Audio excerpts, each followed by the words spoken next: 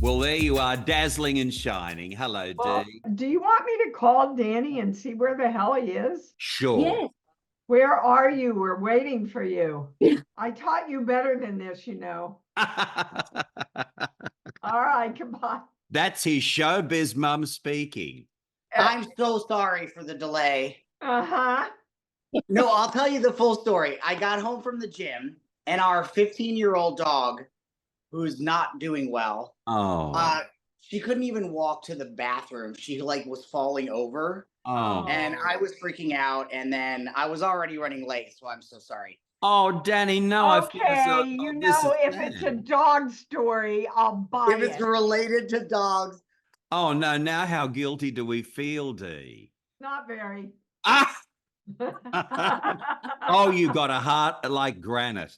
Oh, listen, if something was wrong with my dog, the last thing I would be thinking of Is this? yeah, I mean. That's right. What kind of dog? She is a Chihuahua mix. She was born with a gimp leg. We love to get the broken ones. Yeah. What's her name? Her name is Bella. Bella. Beautiful. You know what? She's the opposite of Cujo, and I refuse to name any of my animals Cujo because I think that's just Oh, that's cheap right. shot. Hi, Danny. It's Kelley. Hi. Hi. Is there any Hi. chance you can turn it that way? Yes. Oh, now you match. Okay, that looks better. Can I say we have dogs, and Craig, tell them what pet you have or pets. Oh, you have. I've got 4 beautiful blue-tongue lizards, and 2 of them are special needs because, Danny, they too were unloved and no one wanted them, and broken backs and sore legs and everything. Oh. And you know what? There's something really special about animals that nobody wants, and you bring them into your heart. And I think they know full well that, they're kind of special in that respect. Oh, Yeah. yeah, Freedom and I are soulmates. Yeah. For sure. Gorgeous. Well, this will be beautiful because I love the energy already. So here we go. All right. Lovely to see 2 smiling, sunny faces. Oh, yeah, I look at his face and I smile. Well, I got to say, you are genuine best friends, and it all started when you starred together in a little movie that's now something of a cult horror classic, Cujo, of course, 41 years ago. Can you believe that? It's hard to wrap the brain around. Let's hop back to the beginning of your showbiz careers because it's fascinating. Dee, for you, 50 years in the biz, and your first screen role was playing a waitress in a series called Lucas Tanner, which, of course, David Hartman was the star of. Yeah, and you know how I got that part? Do tell. I had just come out from New York, and it was like impossible to get on the lot to meet people. Yes. So I did what we all did in Kansas. I baked chocolate chip cookies and I wrapped them up with cellophane and bows. And I went to the guard gate and I said, "Hi, I've got deliveries." And he went, "All right, go on through." And Wow, so that's it. That's all it took. yeah. And I spent the whole day delivering cookies to the casting directors. And the last casting director was Reuben Cannon, who was the head of casting. And he happened to come out as I was dropping the cookies off with my headshot. And he said, "Oh, chocolate chip cookies, they're my favorite. Come on in." So we were sitting there talking, and he got a call that the girl who was playing the waitress was violently ill, and the scene was up in an hour. What should they do? And he looked at me and covered the phone. He said, "What size do you wear?" I said, "What size do you need, Mr. Cannon?" And he sent me down there, and that was my first gig on film. There's no truth to the vicious rumor, Dee, is there, that you were last seen dropping off chocolate chip cookies to that actress that became violently ill? No, shame on you for even thinking that of E.T.'s mom. I know, hush my mouth, it's terrible. But then along came wonderful roles in shows like The Streets of San Francisco with Carl Malden and Michael Douglas. What are your memories of working with legends like those two? I had one scene. I have so many stories, you guys. I had one scene where it was the opening of the segment, And someone was chasing me and I was screaming, and then the camera comes into me and you know that he's gotten me, right?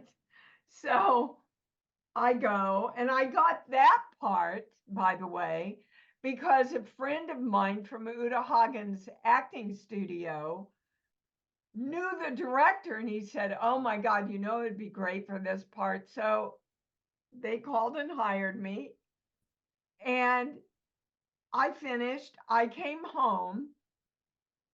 I got a call. I said, we need you back in San Francisco. We have to retake this." And I went, "Oh my God, why?" And they said, "The cameraman forgot to turn the camera on."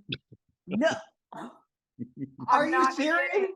I'm not. Now that's the story I got. But I went back up and I redid it. Yeah. And I have to say, Carl and Michael were just really sweet and beautiful to me. Yeah. You landed a role in the original The Stepford Wives movie with, I think it was Catherine Ross, but then along comes the Wes Craven horror movie, The Hills Have Eyes, and suddenly, bingo, Hollywood has a new Scream Queen. Yes.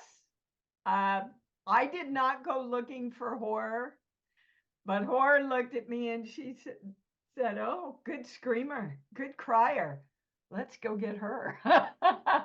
And, you know, I've got to say, I love doing the horror genre because it usually, on the really good scripts, it gives you these huge arcs to play, like The Frighteners. You know, I start out as a victim and I end up the murderer, the killer, you know. Yeah. I just really like playing those big emotional arcs What was where Wes Craven like? very soft spoken. He was, you know, had come pretty directly from teaching college. Oh. And yeah, he was a college professor. So he was very, very soft spoken. I don't remember interacting with him a whole lot other than taking directions, you know, when I was on camera. Mhm. So, Danny, you began your showbiz life as a model, and I think you were 2 years of age, and it was a Sears catalogue. Yes. But an It seems amazing story as to how you got there, thanks to your mum and Yeah. a salon and her clients saying, this kid's got to get into modeling. a salon. I love it. I love your accent. Yeah, Yeah. it seems, Dee, that we're both had this moment of sort of destiny coming together to make the beginnings of the universe really just came together for the Yeah. both of us. I didn't even know your version, and it's yeah. So my mom, we were just outside of New York City, so it's like here in Los Angeles, there's a place called the Valley, and if you live in the Valley, you're close enough to LA that you send your kids, oh, let's get them into modeling. So we were in New Jersey, and she had photos of me on her mirror, Polaroid photos, and they would all say, "Oh, you've got to get him into modeling." And she just really to like say, "Okay, guys, I did it. I sent something off." She sent one Polaroid picture to one agency in Manhattan, and they called her 3 days later with that job, not an audition, but with the job. They had secured the Sears catalog for me. So, I mean, talk about the universe coming together. Like Yeah. And you know, the universe will do that for us time and time and time and time again, as long as we know what we want and we get the hell out of the way. The universe so will smart. come in and work its magic. Yes. It's so true. So I took a long break from the business, and I just decided to come back a little less than 3 years ago. I'm And sorry, who helped you make that decision? you, Dee, of course, Dee did always, always. But I had just really sort of decided and really committed to it, and had an audition for a Lifetime Christmas movie, my very first audition in more than 10 years, and I got the job. Wow. So again, the universe really said, okay, you're ready again. Here you go. And it just sort of solidified for me that I was making the right decision. Now we need to get another job, of course, but that's in the works. We'll make that happen. But Danny, the thing is, the universe has obviously been a bit like an angel on your shoulder, because from a Sears catalog and other modeling gigs that you did, then you wind up with a character, Paul Ryan, in what was at the time a legendary daytime series, As the World Turns. How old were you when you said yes to that gig? Barely 3. It was Wow. not even before I was the age of 3. When I was a kid, I would audition for it and I would get it. Like, that is just the sequence of those first few years of my life. And I just did another interview recently, and they surprised me with an appearance from Colleen Zank, who played my mom Yeah. on As the World Turns. She came on the Zoom, and it was so good to see her. And they had a clip, actually, of us on As the World Oh Turns that my. I've never seen before. And it was so emotional. She and I both had chills, and it just was, what a cool moment.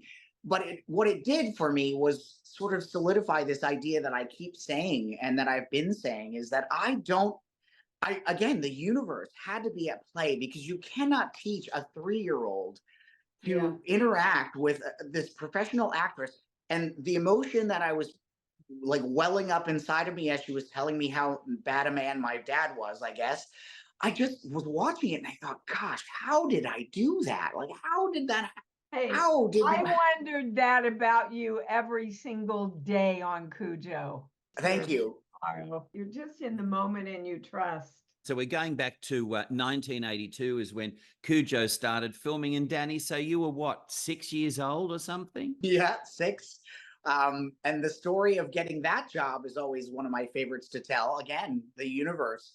I guess the audition was good. I don't remember the audition itself, but the story I was told was that the producer was walking down the stairs, and my mom and I were walking up the stairs, and he overheard my mom and I do this thing that we did after every audition, which is she'd say, okay, now what do we say after every audition? And I said, I know, if I get it, I get it. If I don't, I don't. And just the sort of like, he heard that and was like, okay, that's the guy. And so yes, at 6-year-old, sort of having the wherewithal to be like, no, I'm good, mom. If I know there'll be others. It just blows my mind. Good for her to teach you that too.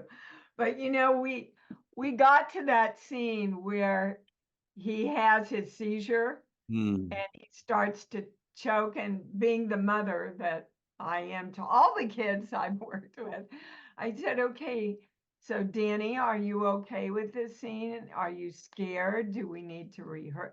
He said, oh, that happened to me when I was little. You want to see?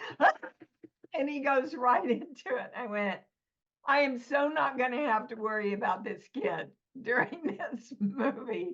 He just was with me every single moment. And you have to understand, when we were doing all the dog scenes, you could plan them out so much, and then you just had to go with the moment. And he went with me and I went with him, and we both went with the dog, whatever the dog did. And it was just, as hard as that shoot was, it was also easy with Danny. It was just, I told you, I got up every morning and said, thank you, God, that I got this kid. Did you say that? Thank you, God, I got this, Mom. Yes, always. No, honestly. Cool. Well, as you say, the reason I was able to do that was because I trusted you so much that I could do that. And, Colleen and I had the same thing. And even Judith and I had the same thing. I always trusted her and the idea.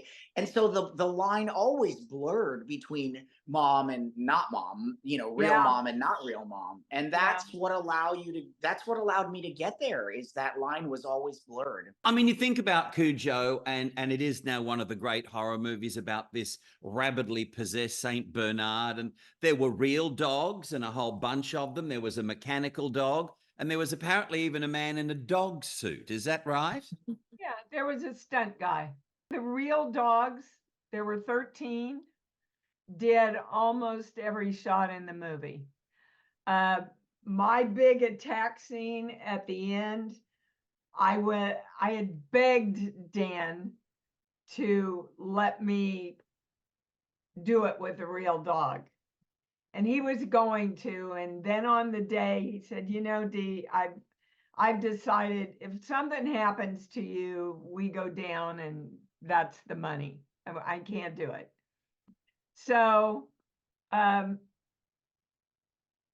stuntman and I did my coverage, and then the real dog came in and did it with my stunt double.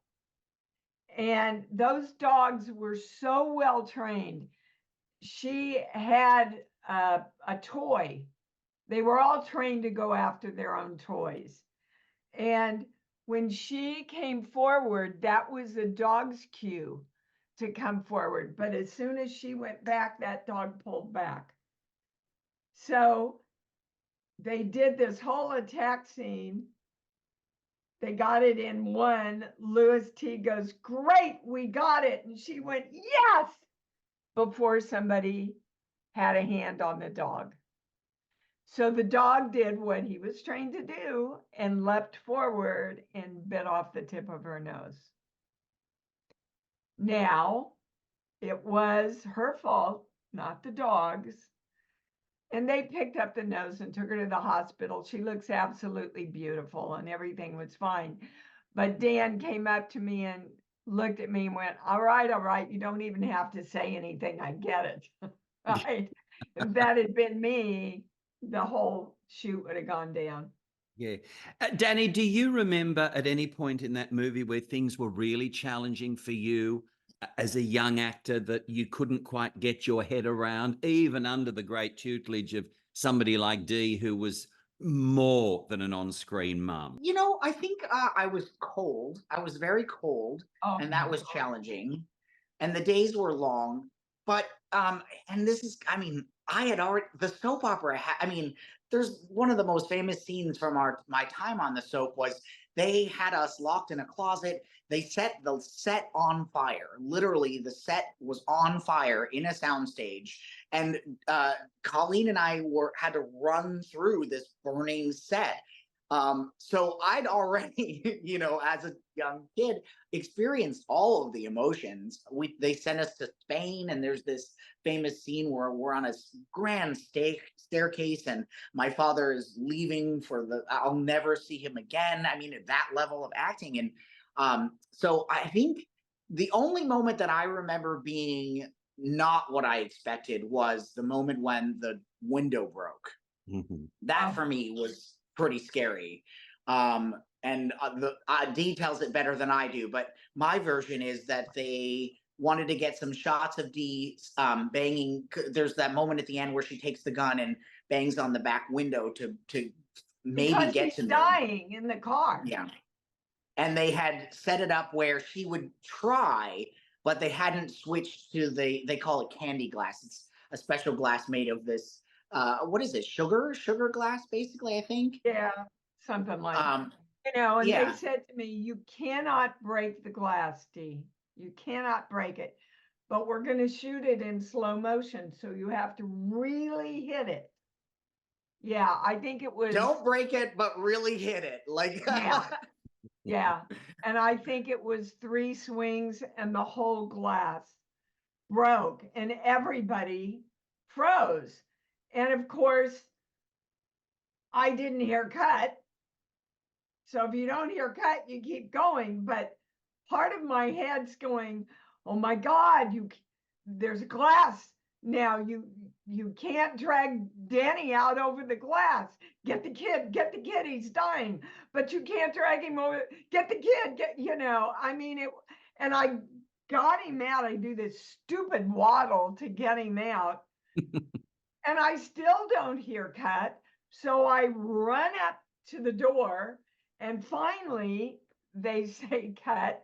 And our producer, Dan Blatt, I love you, comes over and he says, oh my God, are you okay? And I went, I think so. Why? And he said, Dee, your arm I cut my arm, you know, when it went through the glass, and he looked at me and he said, I hate to ask you to do this.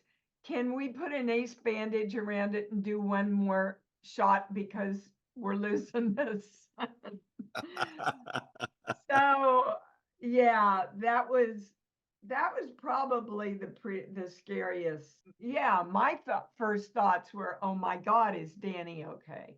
Danny, I know fans often ask you if that movie spooked you when you were making it, but it didn't really, did it? Yeah, I'm telling you, I do TikTok lives every Tuesday, sometimes more often, and at least 5 times per live, I have someone ask me how traumatized I was by the film. And as Dee said, we would do a take, and Dee would say, "Now, are you okay? You know this isn't real." Every take, she would say this, and I would say, "Yeah, I'm fine." Are they moving the camera? Like, what's next? You know? And I just Yeah.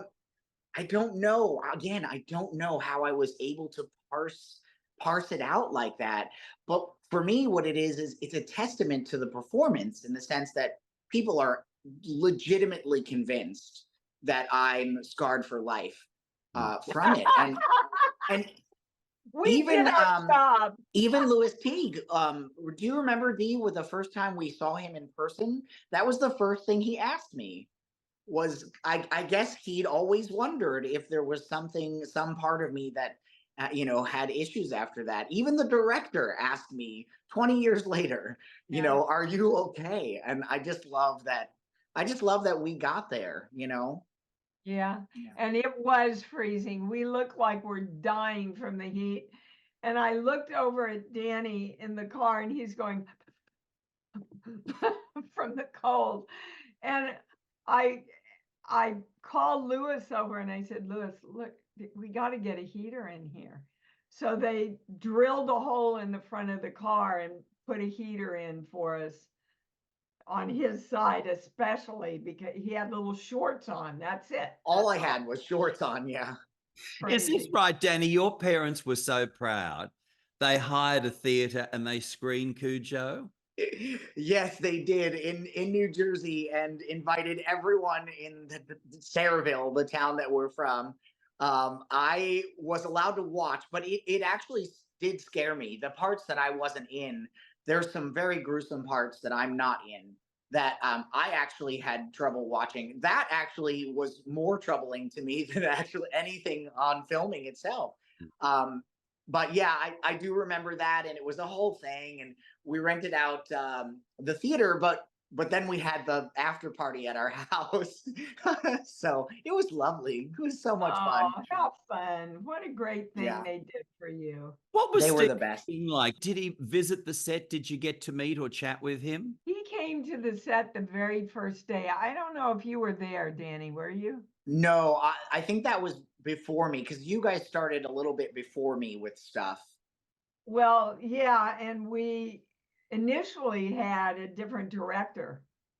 Lewis right. had worked with Dan Blatt for quite a while on Cujo, and then it changed. This is the way I remember it anyway. It changed studios, and the new studio wanted this other director. And on the first day, I came on to shoot, and he looked at me and went, "That's your wardrobe?" And I said, "Yes." And he said, No, this isn't right. This whole movie is a sex movie between you and the dog. And you need to be in a see-through blouse with no bra." And I went, "Is Dan Blatt around? Because I need to talk to him." And I went over and I went, "Dan, this is what just went down." And he looked at me and went, he said, "What?" And I said, "Have we had no meetings? So we closed down for 2 days. And when we came back, Louis Teague was on the set ready to direct. Because I wasn't doing that other version of Cujo, I can tell you that. Danny, I think you revealed recently the dog essentially was supposed to be the embodiment of a serial killer from another Stephen King story. Yes. Only in the novel, not in the Only movie. in the novel. Yeah, Yeah. and I'm glad they did. And that's what probably what you saw was I spoke about how I'm kind of glad they took that out, because it would have just made it a different kind of a movie. Yes. Suddenly very supernatural, and I just don't know if it would have had.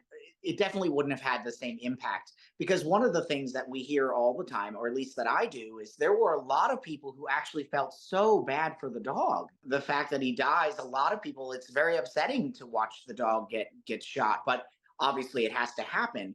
But I think if he had actually been the sort of serial killer, it wouldn't have been as impactful. It wouldn't have been as consequential. Yeah, I'm glad that didn't make it. I agree, Danny. And you know, one of the comments we get most is, oh my God, I saw Cujo when I was young. And I just rewatched it with my kids. It's a whole different movie from a parental point of view. It's a whole different trauma that you walk through. You were treated for exhaustion after Cujo. Yeah. And I'm still on adrenal supplements. I totally blew out my adrenals from all the emotional work. And, you know, your body doesn't understand that you are not really in fight or flight. You go through all the chemical craziness, mentally and chemically, as if you really were in fight or flight for 2 months. And yeah, it was the hardest thing I've ever done in my life, for sure. Danny, after Cujo, you of course became a TV sensation as Jonathan on Who's the Boss with Tony Danza and Judith Light and Alyssa Milano. You were in 8 seasons, I think 196 episodes. And Tony and Judith, to a great degree, really were like a family, weren't they, for you back then? Yes, absolutely. And to this day, the first question that people ask me whenever they realize who I am is, do you still keep in touch with the cast? Because we created this bond for people. And you have to remember, TV is so different now, right? Everything comes out, all 10 episodes. It's barely 10 episodes. And, you know, you live it in a day. Some people binge it overnight. But back then, you literally grew up with us. Yeah. Once a week for 24 weeks of the year, for 8 years. That's a lot of time with us and watching those moments happen. So people absolutely believe that we're a part of their family, and are surprised to find out that we're not, you know, chatting with each other once a week. But it's just a testament to how convincing we were as a family, because there was no convincing that needed to happen. We were, for those years, they were always my second set of parents. I always said that. And Catherine was absolutely my grandmother, like no question. I would get them grandmother and mother gifts for Christmas and for Mother's Day. And, you know, yeah, I just love that it was so easy to sort of, we didn't have to work to create this vibe that people just cherished for so long. My very favorite moment from all 8 seasons of Who's the Boss was actually on the very last day when we were filming that very final scene. Alyssa sought me out and came and gave me a hug, and she and I just stood there together crying and watching Tony and Judith film that last scene. So that says a lot, even though, you know, we were kids. She still embodies like my very favorite moment of all 8 seasons. I remember also reading, and this is really quite beautiful, and I guess it's where your great grounding came from, that your parents wanted you attending school, you know, just like anybody else, and so you would have your schedule worked around, you know, your schooling. And you didn't want to be treated like a star at school. But yeah, and I've just had a revelation, a very big life revelation, Dee. You might find this interesting. I was just watching, there's a documentary called Brats. Andrew McCarthy created this documentary to sort of document how the Brat Pack came about and how much they all hated being called the Brat Pack. What I realized in watching that is they all gave so much power to this title, and in a negative way. For years, Andrew McCarthy was just, every interview was, I am not a brat. That does not define me as my talent, you know, and he held on to that for ages. And Demi Moore in the interview with him said, look, you gave so much power to this thing. And, you know, now, 20 years later, you're processing how much power you gave it. But I did the same thing. And I realize now, I think the reason that I wanted to be a normal kid, I convinced myself that that was what I was supposed to be, was because the fear of the rejection of not being treated like, you know, Alyssa was going to parties, Jeremy Miller, all these other child celebrities were all in a different realm. You know, they were being, they had sponsors, they had, you know, they had a lot more than I did. And I realize now that what really happened was I said, if I just want to be a normal kid, then if those things don't come to me, it won't be so hard. And it backfired because when I tried really hard to be that, nothing happened. And everyone, you know, I mean, my first year in that high school, I had no friends. After the first 2 weeks, when they realized that I wasn't going to sort of live up to the celebrity, I would walk around during recess and lunch like I had somewhere to be, and really I just was walking around in circles. But it's a really interesting life revelation for me. I gave so much power to this fear of failure, celebrity failure at least, that I ended up in cycles for the last 20 years have all been influenced by this fear. And I think I've finally reached a place where I'm ready to face that. Otherwise, I wouldn't come back to the business, you know? But I mean, you've been astounding in so many ways. That whole National Enquirer episode, 1997, where they wanted to out you, you were able to turn that around, and to a degree to your advantage, where you told your story, but without all the overwrought sensationalism. Dee, from your part, you must have been mighty proud of the way Danny handled himself during a situation that just could be so awful and horribly traumatic, because Danny, a part of your life was being ripped away from you and you had very little control over it. But then it turns out you actually did. As we all do, unless we give it away. Yeah. We're always in control of us by choice. I mean, one of the biggest questions I get is, do you mind being called a scream queen? I went, hell no, bring it on. I'm proud of it. You know, do I do sweet, tender moms for Hallmark movies? Yeah, I do those too. Do I do astronauts? Yeah, I do those too. And yes, I'm a really good scream queen, and I'll own it. And I think Danny, from the time he was little, and this has a lot to say for his parents, was real. Danny is just real, and he's honest. And when people really own their authenticity, no matter how old they are, there is a built-in respect that everyone gives them because they have the courage from their heart to be authentic. And he always was. Thank you, Dee. I love that. It's true. I appreciate that. And it all comes together, right? We're circling back to the same idea. There are two things that I was not afraid of in all of this time. And that was the coming out moment and talking with Oprah about being HIV positive. Yeah, there was fear, of course, but not the same fear like I had with being, you know, a celebrity. And it's just something that I cherish, that I was able to pull through with such ease. And it was all thanks to Judith Light, honestly. Like, part of it in terms of the outing was I called her and I said, look, they're doing this. What do I do? And she said the most obvious answer in hindsight, which is, there's one thing a journalist cannot do, and that's misquote you. And so call them back, give them honest, upfront, simple answers, and it can't possibly be salacious. And she was right.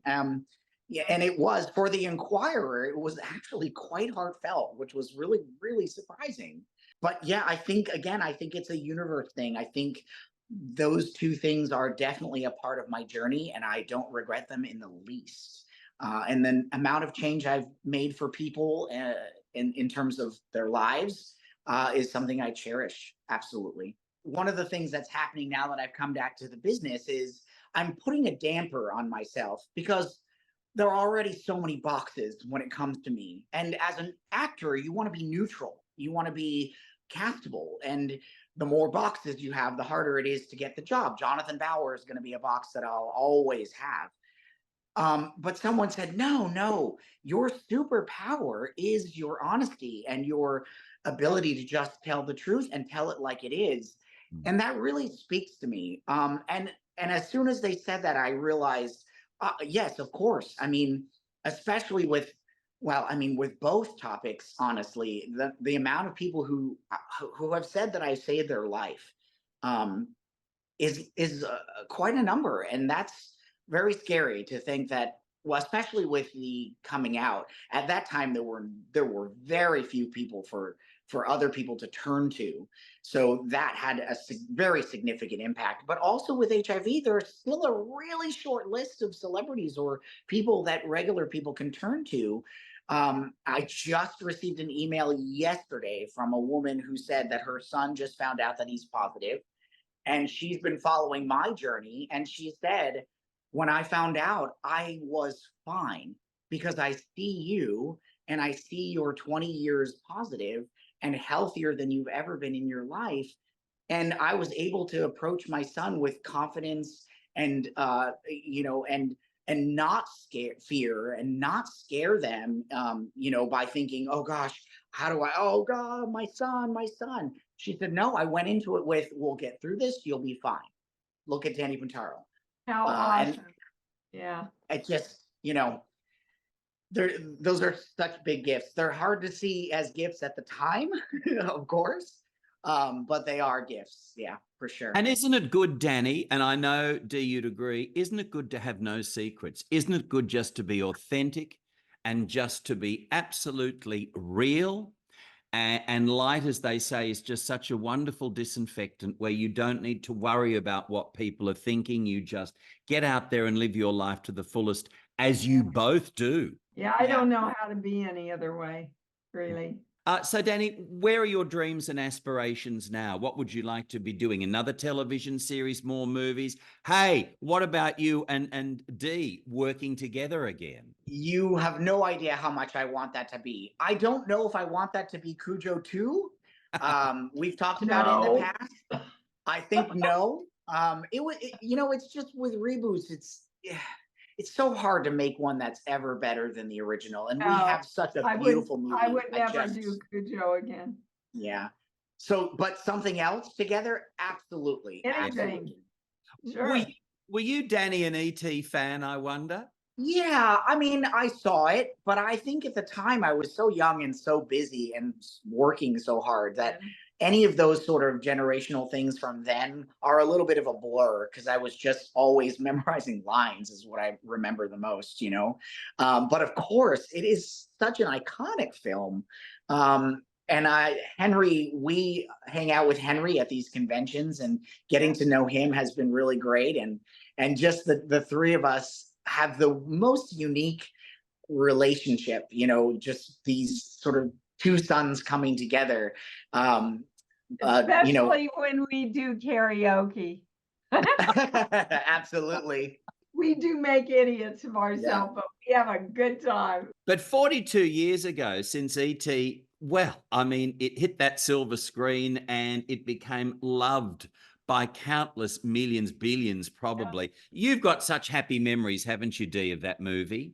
Well, my happiest memories are what it's done for the world. Seriously.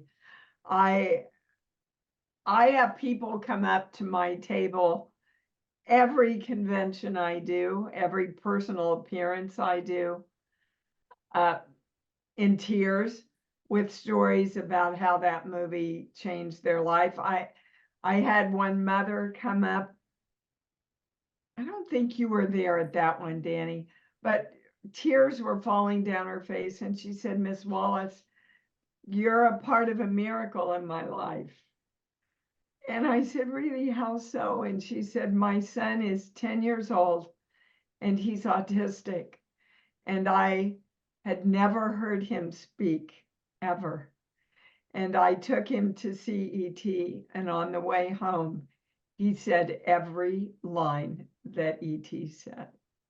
That expresses to you, it goes through some barrier where we go, oh yeah, that's the truth. Mm. Keep your heart open, live in love, know what you want, work together to create what, that's the truth. That's the truth of creation. And that's the beauty of that movie, is that it vibrationally surpasses the limitations that people put up. Yes. I know W.C. Fields is famous for that quote, never work with animals and children. Dee, you'd be bar humbugging that, I'm sure. Big. I wouldn't have had a career, babe. Well, that's right. But I mean, look at it this way. With Danny, who was just so fabulous in Cujo, there was just superstar stamped all over him. He was 6. Drew Barrymore in E.T. She was 6. Henry Thomas was 9. And of course, then E.T. Well, I mean, E.T. was some otherworldly being. And then Cujo was all of those St. Bernards. So he's got it wrong, doesn't he, as far as you're concerned? Yeah, what does he know? Like everyone, Dee, you've had your ups and downs, in that your husband, Christopher Stone, whom you'd worked with in The Howling and Cujo, and he left us suddenly in 1995. He died. How do you pick up the pieces from something like that when you'd been absolute soulmates? That's a good question, which I learned from my mom. My father had been an alcoholic for most of his life and ended up committing suicide behind a bar. And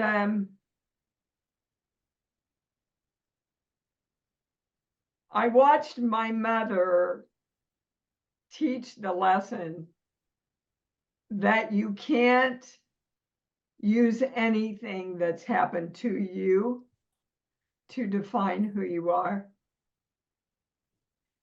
And she picked us up and raised 3 amazing kids. My older brother worked for Nixon and created the very first alternative healthcare act that was ever created. And my younger brother was very successful in the Air Force, and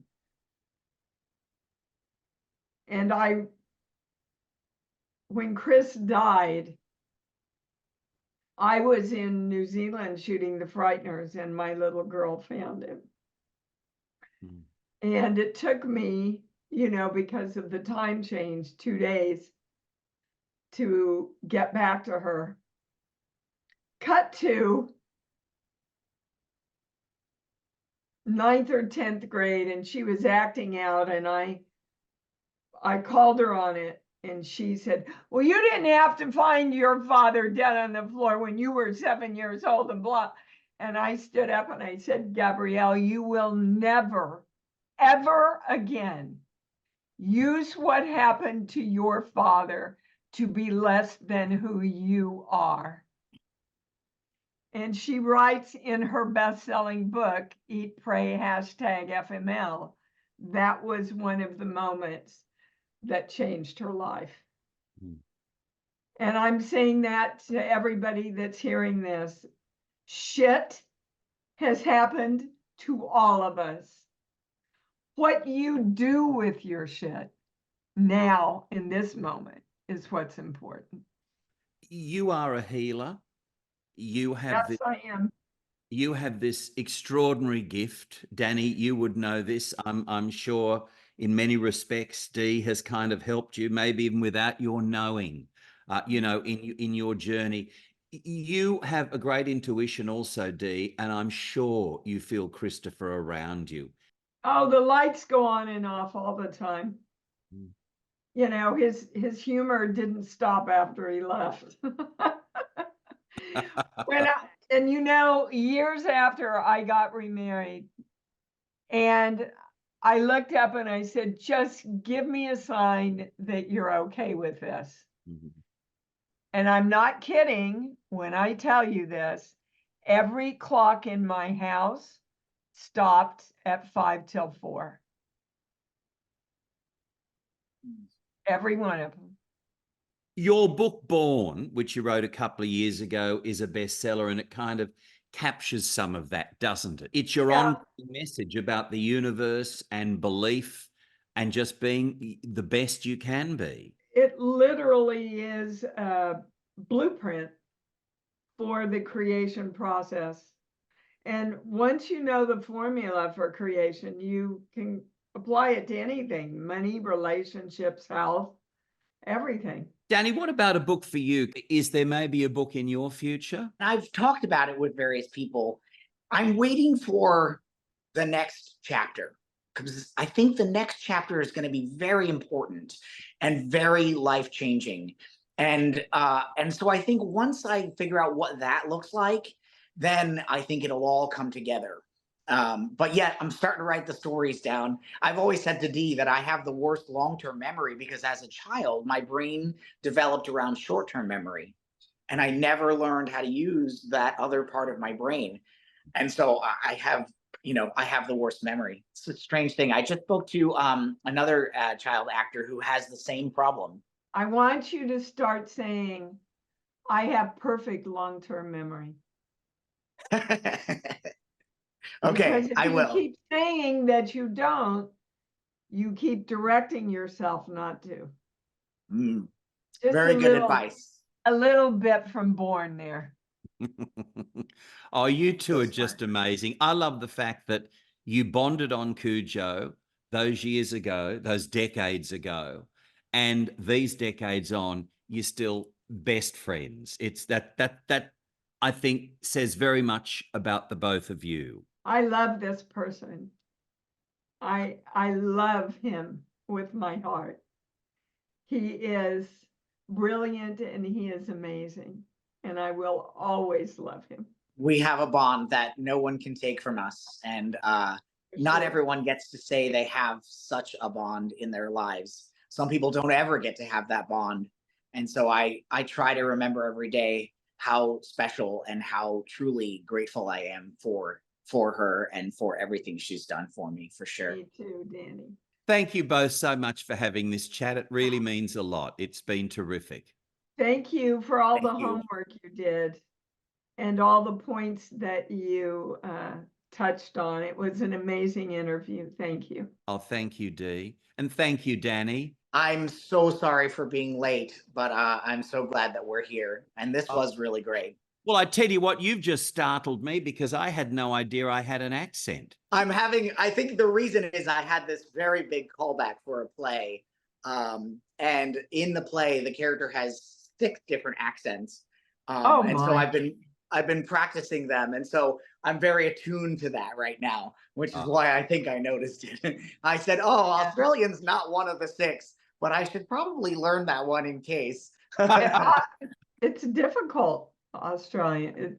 Your ear has to really adjust to it, I think. Yeah, there's a twang. That's right. Well, Danny, for you, as they say in Australia, fingers and toes, meaning everything is crossed that you get that play, and fingers and toes also that one of these days and not too far away, Dee and Danny are back together on the screen. Really, let's manifest that. We can do it. We can do anything, Danny. Yeah. Anything.